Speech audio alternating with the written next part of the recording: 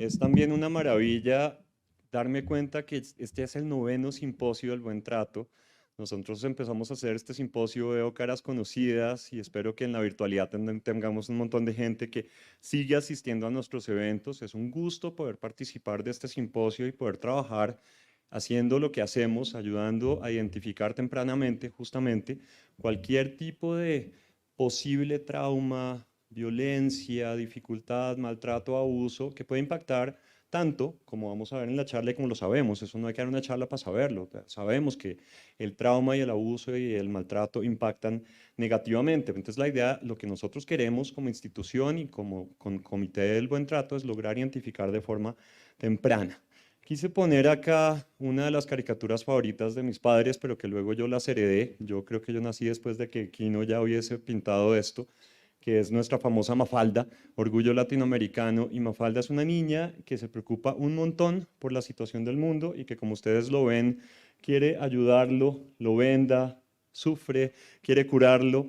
Y pues me pareció que desafortunadamente 40 y pico años después o casi 50 años después esto sigue siendo sumamente vigente, porque cuando uno lee las noticias y mira lo que pasa en el mundo, definitivamente seguimos muy mal y hay muchas cosas que están mal. Sin embargo, también hay muchas cosas muy buenas y hay muchas cosas recalcables y saludables. Y si Mafalda tiene de pronto la edad que yo tengo o 10 años más que yo, seguramente estará trabajando en derechos humanos o en cosas específicas que pueden ayudar al bienestar de la gente en general. Entonces, este es un homenaje a mis padres, en particular a mi papá, que es Hernando Rodríguez Vargas. Él es neurólogo pediatra y neurocirujano pediatra, trabajó toda su carrera en esta institución.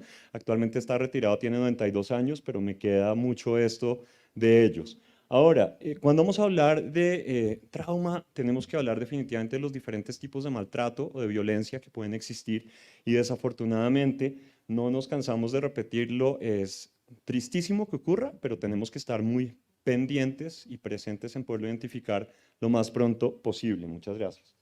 Entonces, vemos ahí representadas en las fotos el castigo, la violencia física, de lo que nos hablaba la doctora Mesa, que es algo que ya no debe ocurrir.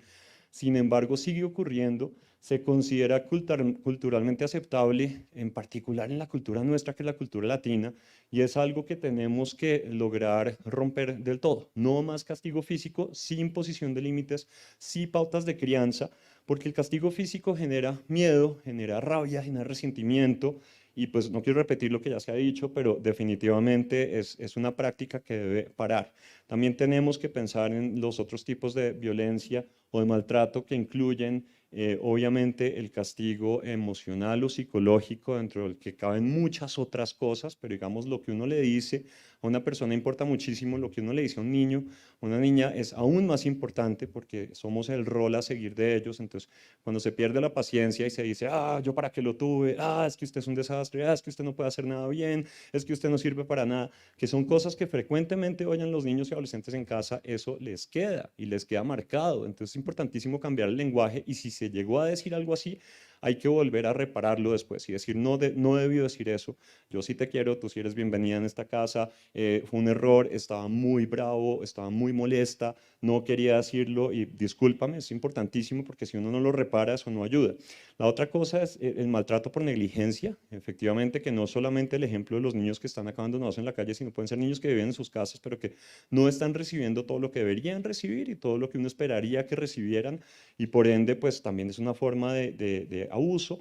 Y el más difícil de hablar, pero también igualmente importante, que es el maltrato o acoso o abuso sexual. Es importantísimo tener en cuenta que desafortunadamente las cifras no bajan, que a los niños, a las niñas y a la gente joven hay que supervisarlos impresionantemente, hay que estar encima todo el tiempo, hay que saber con quién andan, hay que saber quién los cuida y hay que abordarlo con una comunicación muy directa, porque desafortunadamente acá empiezan a jugar unas dinámicas muy difíciles de no le puedes decir a nadie, de amenazas, de si le dices a alguien, entonces voy a hacerle algo malo a alguien conocido o a ti mismo. Y obviamente no podemos dejar de hablar de todo lo que vino con ya la era del Internet y todos los tipos de maltrato y acoso. Ayer nos dieron una charla muy interesante al personal de la Fundación sobre ciberseguridad y se da cuenta uno que por más que uno tenga muchos años, todavía podemos caer fácilmente en una cantidad de maltratos ¿no? Que son muy inadecuados, por lo que vuelvo a hacer la campaña, no hay que soltarle las pantallas, los celulares, los tabletas a los niños, por lo menos no supervisados y no sin todas las restricciones del caso y ojalá el menor tiempo posible. Entonces, hablar de esto es realmente, esto es la punta del iceberg. O sea, realmente uno mira un iceberg y se ve grandotote. Seguramente ese iceberg, si uno estuviera en un crucero y tuviera la fortuna de estar viendo glaciares o icebergs, es más grande y más alto que el crucero. Sin embargo, todo lo que está por debajo es mucho más. Y esto es lo que pasa también con el maltrato en los niños, niñas y adolescentes. Acá tenemos claramente que hay otras experiencias adicionales a los 4 tipos de violencia de los que estamos hablando, entre los cuales vemos muchos casos de violencia doméstica, donde no solamente es que haya violencia contra el niño o contra el adolescente, sino que también puede ser víctima de presenciar lo que le esté ocurriendo entre alguien más, que esté ocurriendo entre los padres o los acudientes, y el hecho de estarlo viendo, introyectando todos los días, pues es muy dañino, y por eso es que es tan importante manejar no solo los niños y los adolescentes, sino manejar también los padres y los acudientes, y hay que darles ayuda, hay que brindarles pautas, porque la mayoría de la gente quiere hacerlo bien. Es muy raro que haya malos papás, ¿sí? Que tengan malas intenciones. Es gente con las mejores intenciones que de pronto no recibió el mejor ejemplo o que en momentos determinados tiene dificultades para expresar o manejar sus emociones, y nosotros también tenemos que brindarles ayuda. Claramente los problemas socioeconómicos entran a jugar un rol importantísimo, pero hay que tener mucho cuidado con no estigmatizar, porque pensaría uno, cuanto menos nivel socioeconómico, más grave el maltrato, y resulta que no necesariamente. Es impresionante que realmente en nuestro sistema, digamos, socioeconómico, donde nosotros estratizamos por servicios públicos y por tipos de vivienda, no hay tanta diferencia realmente. El problema es que muchas veces no se consulta o no se identifica o no se pregunta o se asume que de pronto si hay un nivel de educación superior, pues obviamente no va a haber este tipo de maltrato, y resulta que lo hay en todos los niveles. Por eso es que es tan importante perder, digamos, el sesgo de decir, a esta persona sí le pregunto, a esta persona no. Se le pregunta a todo el mundo. Otras experiencias traumáticas, obviamente cuando las relaciones de los acudientes no funcionan y ocurre el divorcio, que en la mayoría de los casos es totalmente necesario y es una cosa completamente acordada entre adultos. A veces un mal divorcio sí que puede hacer mucho daño, porque cuando se dicen cosas inapropiadas acerca del otro papá o de la mamá, y los niños son y tienen clarísimo mitad, mitad, así sean adoptados. Así no haya la carga genética específica, los niños son mitad del papá o mitad de la mamá, o mitad del papá y el papá, o mitad de la mamá y la mamá. Si se empieza a violentar eso, es impresionante cómo eso empieza a dañar de entrada y cómo eso empieza a generar una sensación de, pues si esto no funciona, entonces de pronto yo no debería existir, entonces yo no debería ser, entonces yo soy un error, yo soy la razón por la que mis papás, que no se aguantan, les toca hablarse cada día, que nos entregan y tienen problemas y gritan y tienen todo esto. Entonces uno que querría la relación más cordial posible. Cordial no quiere decir los mejores amigos, pero cordial quiere decir decente, amable, colaboradora, y buscar ayuda de profesionales en el caso de que sea muy difícil no, lograr esto, pero no decir las cosas tan fuertes que a veces se dicen. También cuando hay cambios repentinos en la estructura familiar, esto no quiere decir necesariamente divorcio, hay muchas cosas que pueden pasar. La persona cabeza de familia puede perder el empleo, pueden entrar en una quiebra económica, puede haber una mudanza porque están súper bien socioeconómicamente, pero mudan a la familia para vivir en una ciudad diferente. No hay cómo seguir en el mismo colegio porque el colegio tuvo un derrumbe en la montaña, ya ese colegio no existe, entonces toca pasar al niño o a la niña a otro colegio. Todo eso es una forma de experiencia traumática para un niño, porque a los niños les gusta tener un ambiente, en un contexto predecible y en un ambiente en que puedan saber que están seguros y qué es lo que va a pasar. Obviamente la pérdida de un ser querido influye muchísimo como una experiencia, perdón, traumática. Sin embargo, esto depende mucho del tipo de pérdida. Si estamos hablando de la pérdida de una generación de las más viejas, pues esto es lo que pasa, así es la vida. La gente con más años se suele morir. Entonces es muy importante obtener la guía de los padres y hacer todos los ritos y participar de todo lo que culturalmente es apropiado y aceptable. No hay que blindar a los más chiquitos de eso, pero depende de la persona si quieren o no quieren llevar a los niños a participar del servicio. Hay que solucionar las dudas. Pero también pérdida de un ser querido puede ser una mascota. O sea, no necesariamente estamos hablando de humanos. Y a veces tiene uno pacientes en el consultorio que pierden la mascota y entran en crisis total, porque pues es a lo que están acostumbrados. Un montón de nosotros crecimos, por ejemplo, con el perro toda la vida. Y cuando ese perro se va es dificilísimo. Entonces todo eso hay que tenerlo en cuenta y no hay que minimizarlo. Entramos acá en el tema de cosas mucho más difíciles y como los desastres naturales, ahora está de moda que tiembla todo el tiempo en Colombia y vuelvo a asegurarles, no es que ahora tiembla más, es que tenemos mejores sismógrafos y tenemos computadores que nos avisan todo el tiempo cuando está temblando, antes temblaba igual de mucho. Lo que pasa es que ahora estamos un poco más a la defensiva, ¿no? Pero cuando realmente hay un terremoto, realmente hay un huracán, realmente hay un tsunami, realmente hay una catástrofe natural, eso sí que trunca la vida normal de los niños y pues lo que se ha visto es que eso puede generar mucho trauma, pero entonces hay un montón de indicaciones de qué hacer con la población infantil y adolescente en esos casos, incluso por ejemplo en el evento de se perdió todo el pueblo y toca meter a la gente en el polideportivo a que duerman y entonces tiene que haber un equipo de personas encargadas de proveer sus primeros auxilios a estos niños y también de generar espacios lúdicos y de mantener dentro de lo posible espacios educativos para que esto no se perpetúe y se queden viendo a todos llorar y a todo el mundo pasarla muy mal y a todo terrible, porque a diferencia de los adultos, donde de pronto hay adultos que dicen vamos a reconstruir, yo recuerdo mucho el 25 de enero del 98, creo que fue lo de Armenia, si no estoy mal, lo recuerdo porque mi mejor amigo estaba de cumpleaños ese día y pues las noticias fueron fatales, y recuerdo que en el noticiero le estaban preguntando a una señora cuya casa se acaba de caer, ¿no? Señora, ¿cómo se siente? La señora decía, pues ¿cómo me va a sentir? Pues muy mal, ¿no? ¿Y qué va a hacer ahora? Pues nos toca reconstruir, ¿no? O sea, es lo que toca, pues qué bien, pero hay gente que la pierde, hay gente que se siente muy mal, hay gente que siente que no hay esperanza. Entonces, estos niños hay que darles un propósito y eso es difícil porque acá hay un pobre acceso al sistema de salud mental en general, entonces ahí toca organizar la comunidad. Claramente más difícil aún cuando estamos hablando de problemas de migración forzada o situaciones de refugio, que es pan de cada día en este país y que lo ha sido por décadas, entonces uno piensa muchas veces, no, terrible esto, la gente que está en la guerra, en las dos guerras grandes que están ocurriendo en el mundo y cómo les toca desplazarse, y sí es terrible, y sin embargo se nos olvida que lo tenemos en la puerta de la casa, y eso está pasando todo el tiempo, ¿no? Y esto genera cosas como, por ejemplo, trabajo forzado, que los niños no deberían trabajar, no tienen por qué trabajar, ¿no? Es muy diferente si están en la parcelita y están aprendiendo a arar la tierra como para ayudarle al papá, eso es distinto, así están siendo utilizados como mano de obra, ¿no? Barata o incluso gratis, o empezamos también a entrar en temas más complicados como por ejemplo los famosos matrimonios serviles de niñas muy, muy jóvenes que terminan, ¿va a coger esto? Que terminan casadas de pronto con un señor mucho, mucho más viejo que tiene dinero y que promete mantener no solo a la niña, sino también a toda su familia. Y son situaciones de acoso y de maltrato que generan trauma. Otras experiencias que nosotros acá en el hospital hacemos todo lo posible para que no ocurra, pero pues igual hospital es hospital, es estar hospitalizado no es chévere para un niño o para una niña, es una experiencia difícil. Por eso es que tenemos un servicio de enlace de salud mental donde nos llaman frecuentemente para ayudarles a procesar lo que les está ocurriendo con la hospitalización. Entonces, obviamente, no podemos comparar una hospitalización de alguien que hace una otitis media y le toca darle antibiótico 3 días con alguien que de pronto tuvo una apendicitis, se le rompió el apéndice, le dio peritonitis, le tocó estar en la UCI, lo tuvieron que reintervenir, eso no funcionó, entonces hizo sepsis. O sea, hay una cantidad de complicaciones médicas espantosas que un niño de 7 años no tendría por qué estar viviendo.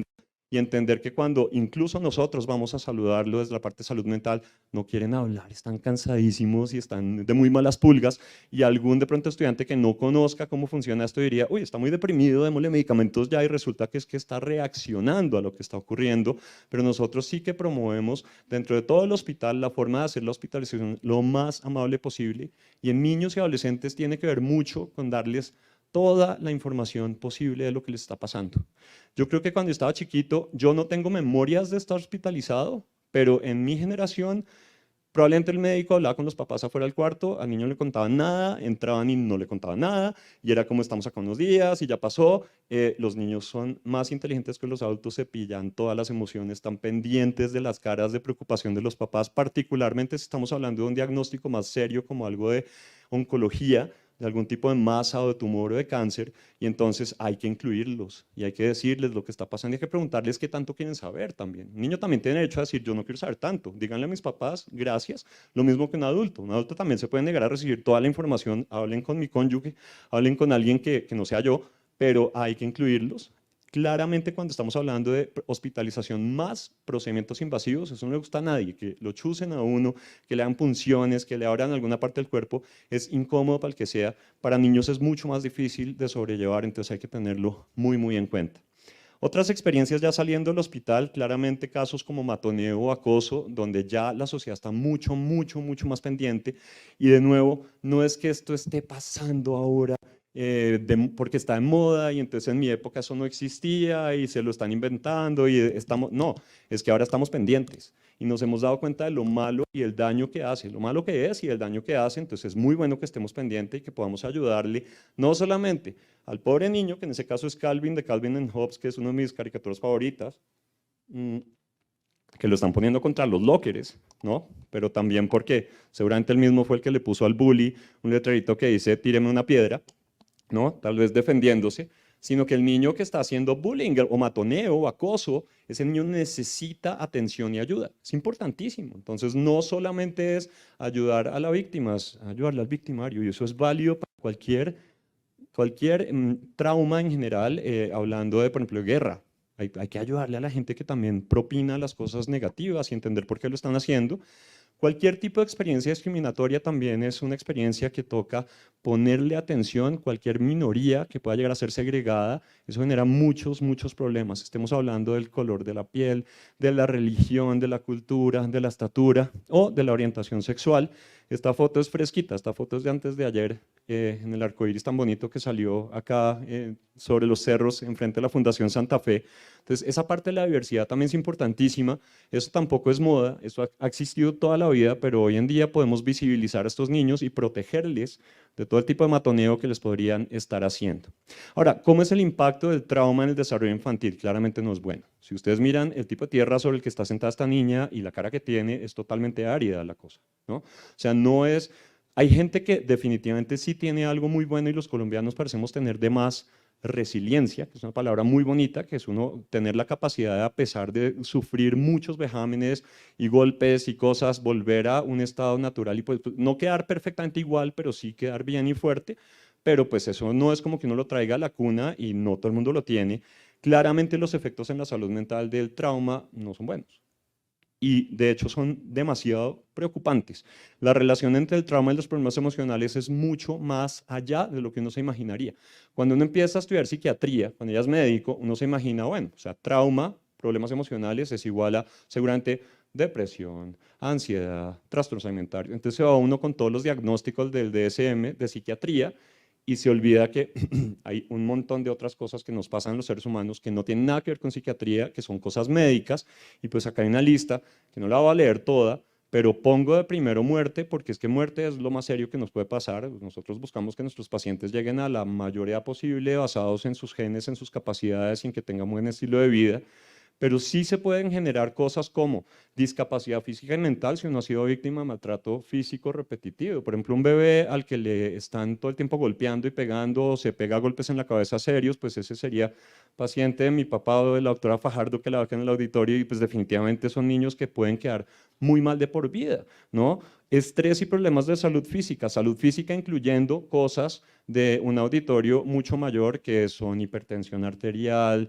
que son diabetes, que son arteriosclerosis, una cantidad de cosas que pensábamos que se atribuían exclusivamente a problemas de no ejercicio, de mala alimentación, de los genes, y resulta que hay ya una relación directa entre problemas emocionales en la infancia y el desarrollo de estas enfermedades después. Entonces, cuando uno cuida su salud, no solamente está cuidando la salud física, sino también la mental. Y, o sea, la salud física y la mental son la misma, no deberíamos separar uno de lo otro. Obviamente problemas emocionales y de comportamiento, que eso lo vemos nosotros, trastornos de sueño, estrés postraumático, muchos problemas de salud mental, ahí la lista es grandísima. La parte de trastornos alimentarios que se ha disparado absolutamente y en esto no ayudó para nada pues la pandemia, el estar totalmente aislado socialmente, el estar todo el tiempo mirando modelos de Instagram y de Snapchat y de lo que sea que son Photoshop y que son cuerpos de mentira y que son imposibles de alcanzar. Así como el uso o abuso de sustancias psicoactivas, que los seres humanos siempre tendemos a buscar algo que nos haga sentir mejor y cuando no tenemos una estrategia más adecuada, pues buscamos lo que creemos que nos va a influir positivamente. Desafortunadamente, cuando yo les doy la clase a los estudiantes de sexto de medicina sobre abuso de sustancias y todos los diferentes tipos de sustancias, todas producen, cuando son abusadas, depresión, ansiedad y un montón de enfermedades psiquiátricas muy, muy serias. Entonces, a pesar de que la estoy usando para sentirme mejor, termino más deprimido de lo que empecé. Y por eso es que sí tenemos un problema muy serio en Colombia y es que acá sigue siendo demasiado fácil consumir cuando uno es muy joven. Demasiado fácil. Y eso está mal. No debería ser. En los Estados Unidos la edad de consumo supuestamente es 21 años. La mayoría de los adolescentes no se han pegado una rasca brutal antes de los 18 años. En Colombia, la mayoría de los adolescentes a los 15, 16 ya se pegaron 3 rascas brutales, ¿no? Y a medida que las generaciones avanzan, y eso yo lo estoy viendo cada vez con mis pacientes, porque ya llevo 10 años haciendo este trabajo en Colombia, tienen más accesibilidad, conocen más cómo conseguirlo, a través de aplicaciones, a través de mismos compañeros que se terminan volviendo jíbaros o dealers, y eso es una cosa muy, muy seria. Adicionalmente, de riesgo de que haya revictimización, que es una cosa muy importante que los profesionales en salud mental y en salud tenemos que tener mucho cuidado. Cuando asiste un paciente que ha tenido una experiencia traumática, buscamos que la entrevista sea en un sitio seguro, tranquilo, con equipo especializado, que no le pregunten lo mismo 15 personas, porque si una persona ha sido víctima de violencia sexual y le pregunta desde el primer médico que llegó hasta el último 15 personas qué fue lo que pasó con todos los detalles, pues es como revivir un evento muy doloroso y muy difícil 15 veces y eso no hace bien. En el pasado se consideraba que se hacía algo que se llama debriefing, que era para una persona que le pasa algo súper traumático, hay que sentarla y hay que decirle, devuélvete a ese momento, piensa que a qué olía, qué estaba sintiendo, qué era la música que estaba sonando, quién estaba enfrente de ti. El ejemplo era el de las Torres Gemelas y muchos de mis colegas y profesores en el 2001 en Nueva York se bajaron al Ground Zero a ayudar, a hacer estas ayudas y tenían protocolos de debriefing, entonces de verdad era como en qué piso estabas y quién llamó en ese momento y qué viste en el celular y qué pasó, y se dieron cuenta que hicieron mucho más daño que bien, porque el cerebro humano es mucho más inteligente que las técnicas y resulta que hay una razón por la que nosotros a veces sí reprimimos ciertas memorias difíciles o traumáticas. Entonces no es terapéutico sacar toda la memoria de lo que pasó exclusivamente, pero sí es importante, obviamente, en nuestras entrevistas tratar de obtener la mayor cantidad de información posible, dando a entender, por ejemplo, que en casos de violencia sexual ni el psiquiatra ni el psicólogo de un hospital es el perito ni es la persona que está indicada para decir si sí pasó o si no pasó. Está ahí para ofrecerle ayuda en salud mental al paciente al que le acaba de pasar presuntamente algo espantoso, pero no es esa persona de medicina legal que está dando un dictamen de, venga, a su hijo sí le pasó esto o no le pasó esto, ni confirma ni descarta, o sea, estamos ahí para algo muy diferente. También obviamente las personas que son objeto de algún tipo de violencia pueden terminar haciendo también actos delincuentes y pueden terminar desarrollando personalidades antisociales y terminar por impulsividad, no trata y muchas otras cosas y uso de sustancias siendo los criminales del futuro. Entonces también es otra de las razones por las que la violencia física contra los niños no. ¿Qué factores de riesgo hay? Pues obviamente el ambiente familiar toca valorarlo, eso cambia completamente, depende de cada familia y de cada situación y circunstancia y uno tiene que ser muy juicioso en evaluar cómo es el ambiente y por eso en las evaluaciones de psiquiatría infantil las citas duran un montón y las entrevistas son larguísimas y es con un montón de gente porque nos interesa oír casi que de todo el mundo.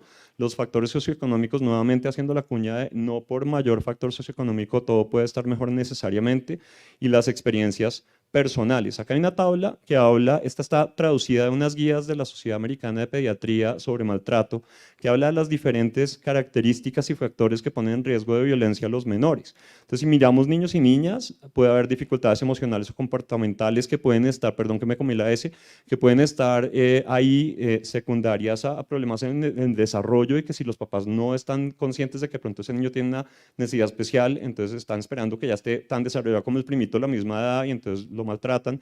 Alguien con una enfermedad crónica, tener una enfermedad crónica médica puede generar mayor potencial de violencia, discapacidades físicas, problemas en el desarrollo. Los partos pretérmino parecen tener una mayor incidencia, sin querer decir que todos los niños producto de parto pretérmino son sujetos a violencia, ¿no? Niños o niñas no deseados, obviamente, porque pues, eso genera un montón de violencia toda la vida, un embarazo no planeado y por eso es tan importante la educación en salud sexual y reproductiva desde edades tempranas.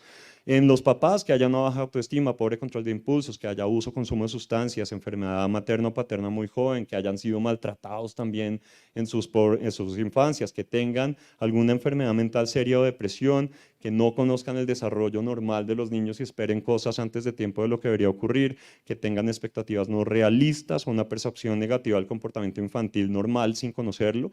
Y en el entorno, obviamente, cuando hay aislamiento social y está de primero, y fíjense que esto había salido antes de la pandemia, aislamiento social es de lo primero que ponen y ya sabemos que sí o sí es fatal, la pobreza, el desempleo, el bajo nivel educativo, tener solamente un acudiente, hombres no biológicamente relacionados con el paciente viviendo en la casa puede ser un riesgo, no siempre, obviamente no siempre, no todos los padrastros son terribles ni todas las madrastras son malas como en Disney, pero puede ser un riesgo y que haya violencia familiar o de pareja en casa.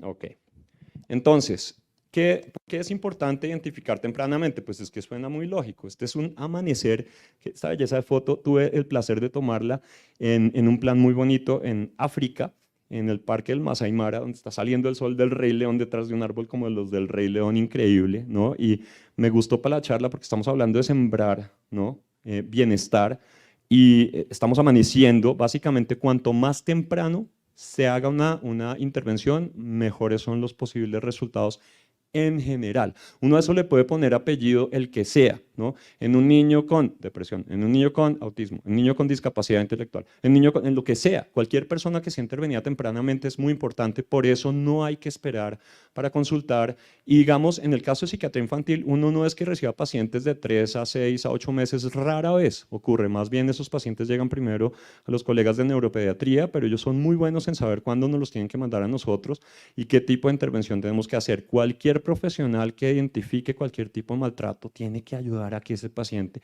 que se vuelve paciente necesite una intervención. Y otra cosa importantísima es la plasticidad cerebral, que quiere decir básicamente que los niños tienen la capacidad cuando están más chiquitos de hacer modificaciones para mejorar su desarrollo a largo plazo. Es algo que se dificulta más cuando está más viejo. La gente se recupera menos rápido y menos bien de problemas cerebrovasculares mal llamados derrames, cuando están mucho más viejos que cuando son jóvenes. El otro día tuve la fortuna de ver un paciente que había tenido una malformación arteriovenosa y que había quedado muy mal, en muy malas condiciones, y lo vimos durante muchos meses y resulta que, oh sorpresa, está hablando, está caminando, o sea, qué maravilla lo que pasa con los jóvenes, que eso no necesariamente es la regla con los adultos, pues esto también pasa con la parte de la salud mental, cuanto antes mejor. ¿Cuáles son los signos frecuentes de trauma en niños? Pues obviamente cambios abruptos en el comportamiento, problemas de sueño, alimentación fuera de lo normal. No todos los niños duermen perfectamente, ni todos los niños comen perfectamente, pero algo que de verdad rompa la rutina mucho debe llamar la atención, así como, y esta es muy importante, regresiones en el desarrollo. O sea, un niño que ya ha alcanzado alguna habilidad específica y que de pronto se empieza a comportar más con sentido, menos bien, empieza a hablar a media lengua otra vez, esto siempre nos debe llamar la atención. Interesantemente, les mencionaba cómo estar hospitalizado puede ser traumático y resulta que la mayoría de nosotros hacemos regresión cuando estamos hospitalizados. Un primo mío que era como mi hermano mayor, estaba hospitalizado en Nueva York, tuvo una enfermedad muy seria, se estaba recuperando y recuerdo que él a sus de pronto 39, yo probablemente a los 35, no sé, me estaba diciendo, oye, ¿me haces un favor? ¿Me puedes pasar, por favor, el Milo? Y el Milo. Y yo decía, el Milo que tienes al lado de la mano, ese que, o sea, lo tenía al lado de la mano, yo estaba del otro lado de la cama, y él, sí, porfa. ¿No? Y yo, era como el que tienes ahí al lado de tu mano derecha. Sí, sí, porfa, me lo puedes pasar. Es chistoso porque es como, obviamente le pasé al Milo, pero en ese momento dije, claro, esto es pura regresión de consentimiento de lo que le está pasando a él por la experiencia de estar hospitalizado, estar enfermo y sentirse vulnerable. Y ahí toca consentir. Pues obviamente uno le pasa al Milo. Yo se la habría podido montar como me la montaba él cuando chiquito, pero era no, o sea, tómate el Milo, pero me pareció chistoso y todavía lo cuento, porque estoy hablando de un adulto. Obviamente niños hacen regresiones mayores. Esto no sé. Ya. Otros comportamientos que pueden indicar trauma, claramente un niño que no es previamente agresivo y se empieza a tornar agresivo, incluso más frecuentemente en casa, cuando le está pasando algo feo por fuera, uno tiende a reaccionar más con las figuras de apego y más sobre todo con la mamá si es la persona que está más presente. Entonces a veces las mamás no entienden por qué les están haciendo bullying los niños y lo que pasa es que el niño está proyectando algo malo que le está pasando en el colegio o en algún otro ámbito, o niños o adolescentes en particular que estén demasiado retraídos o que se aíslen más de la cuenta. Aislarse un poco en la adolescencia es normal, aislarse mucho ya no es normal y puede ser un signo serio de posible depresión. Que haya dificultades en la socialización según lo esperado y según lo que ya traía el niño o la niña, que haya problemas de concentración y por ende académicos. Las notas muy frecuentemente son reflejo de lo que está pasando al niño en la casa o en el parque o en el recreo o en lo que sea. ¿Qué herramientas hay para identificar por parte de nosotros los profesionales? Pues obviamente primero hay que llegar al consultorio. Esta es Lucy de Charlie Brown, que ella decide que es psiquiatra y da ayuda psiquiátrica por 5 centavos, ¿no?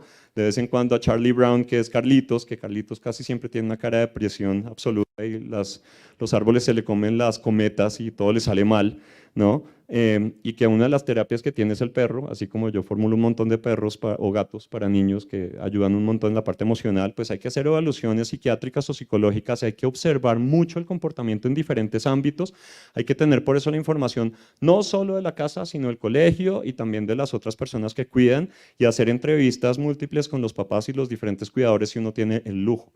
Para los papás, que es importantísimo hacer una buena conexión emocional con los niños. Eso no quiere decir ser los mejores amigos, porque uno no debería ser nunca el mejor amigo del niño, de la niña o del hijo de la hija. No se puede, porque uno es el papá o la mamá y eso es una figura de autoridad y tiene que cumplir unas normas específicas. Sin embargo, sí poder hablar con una comunicación abierta, no juzgar, no estar ahí imponentemente y con castigo y con el ceño fruncido. Eso en psiquiatría le llamamos una entrevista motivacional. El ejemplo que yo les doy es un paciente con abuso de sustancias. Cuando uno lo entrevista, uno le dice, ¿y usted consume cocaína? Porque si el paciente consume cocaína no le van a dar ganas de hablar conmigo porque ya vio que yo estoy juzgándolo. Entonces a mí me toca decirle, ¿consume cocaína? Y si me dice sí, le digo, ¿cuánta? ¿Cómo la consigue? ¿Cuánto vale? No le digo, uy, qué bueno, maravilloso. No, pero pues es una actitud abierta. Y eso toca lograrlo hacer sobre todo con los jóvenes, porque apenas ellos sienten una barrera, ya se cierran y no quieren hablar, ¿sí? Y hay que observar el comportamiento, eso es importantísimo también. Cambios abruptos en el comportamiento deben llamar la atención.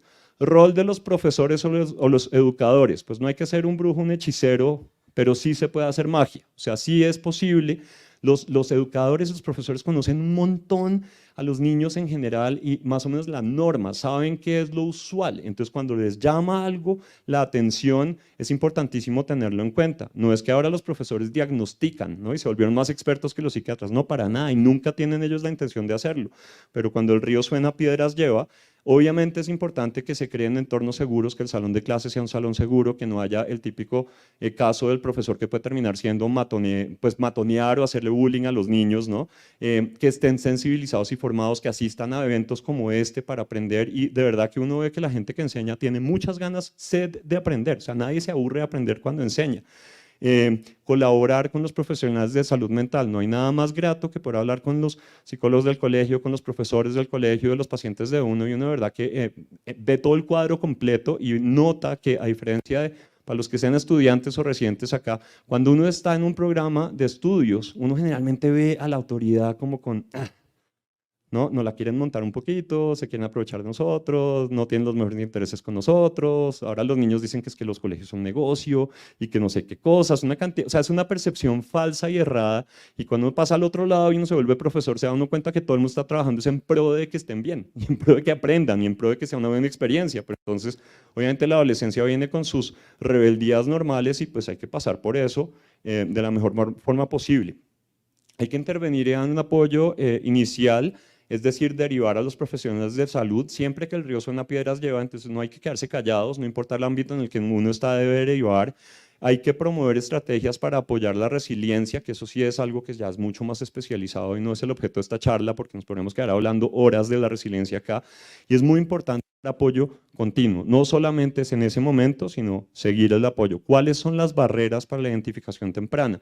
Obviamente en una sociedad como la nuestra, eso ha cambiado en Bogotá, no sé en el resto del país, ha cambiado para bien, pero hay mucho estigma asociado con la salud mental y con asistir a servicios de salud mental. Todavía la gente piensa que ir al psiquiatra quiere decir estar loco o estar demasiado mal o ya es que llegó a un punto extremo, incluso con psicología. Con psicología la gente es un poquito menos defendida, pero como que dicen, no, esperemos, yo creo que no está tan grave y resulta que es que esperar acá es muy mala idea, no hay que esperar, hay que actuar lo más pronto posible. El que haya falta de acceso a servicios y recursos, eso sí es un problema y obviamente eso empezará a cambiar cuantos más años sigan pasando. Cuando yo me volví a Nueva York, éramos 60 psiquiatras infantiles en todo el país. 10 años después ya somos el doble, ¿no? Espero que cuando tenga muchas más canas les pueda decir somos 280 y así sucesivamente.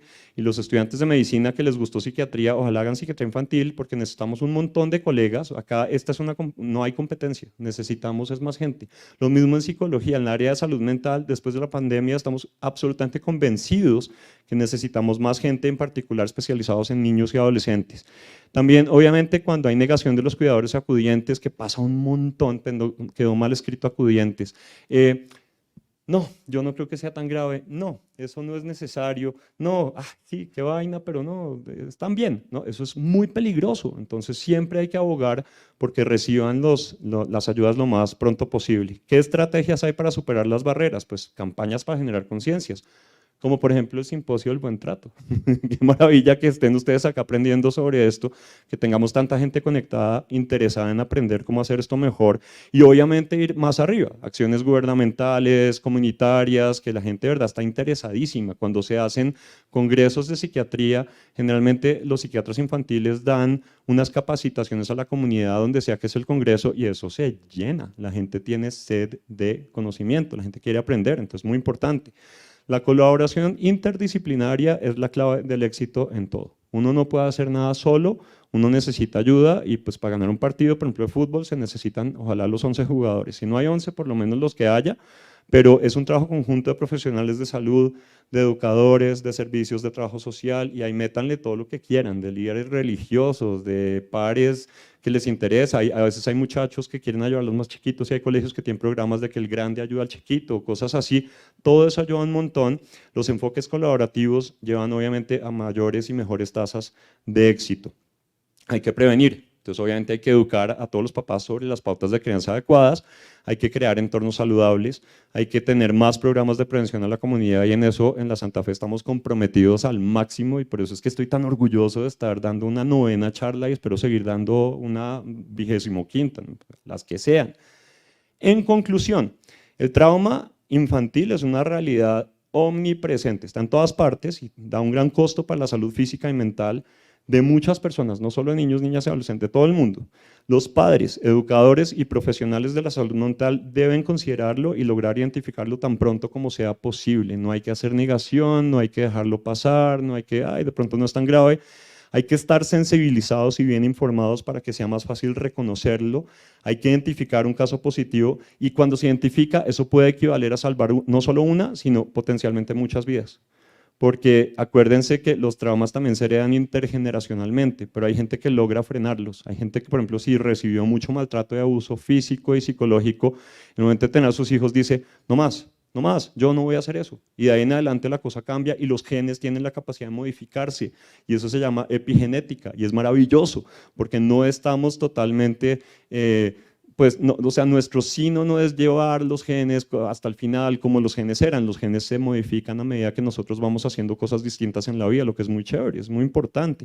Y es un trabajo en equipo, se deben conocer todas las rutas de acceso para obtener apoyo y por eso eventos como este son tan importantes. Los dejo con un mensaje ya para finalizar. La vida no se trata de esperar a que pase la tormenta, se trata de aprender a bailar en la lluvia. ¿No? O sea, uno no puede tener el contexto perfecto o la familia perfecta o el colegio perfecto, pero ¿qué se necesita? Padres suficientemente buenos, profesores suficientemente buenos con ganas, profesional de salud, ahí sí ojalá lo más excelentes posibles. Nosotros sí queremos ser excelentes. ¿Sí? No le podemos pedir a la comunidad que sean perfectos porque esa perfección no existe. Entonces, los dejo con esa reflexión y muchísimas gracias por su atención.